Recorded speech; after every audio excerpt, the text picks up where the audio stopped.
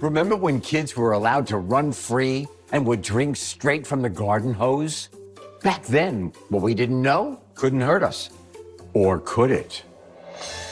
In the days before video games and cell phones, do you know what kids did to entertain themselves? They went outside. You're outside playing, it's a hot summer day. You would just refresh yourself with the garden hose. Drinking from the hose is a core memory for people of my generation. It was it, man. You were punished for going inside your house, and that would be chores or some other nonsense.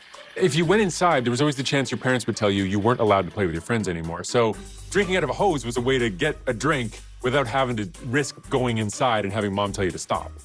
You can still taste it. You crank the spigot, you lift it up to your lips, and you got that first sip, and it was off. It didn't taste right. But you know what? You drank it anyway, and you went right back to playing. Turns out that strange taste isn't the water, it's your hose.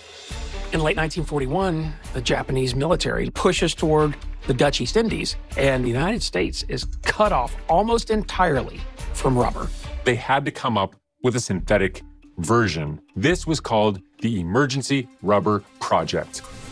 What this project produces is a synthetic alternative to rubber. The only problem is that what makes this material malleable is lead.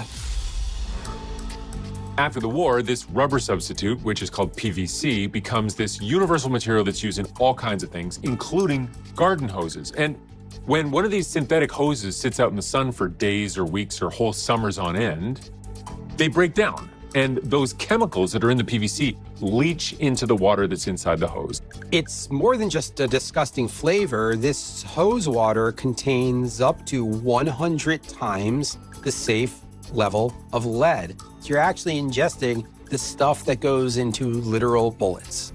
Lead is a neurotoxin. In other words, it destroys neurons. And you actually can have not just cognitive defect, you can lose your mind effectively because of chronic exposure to lead in small amounts.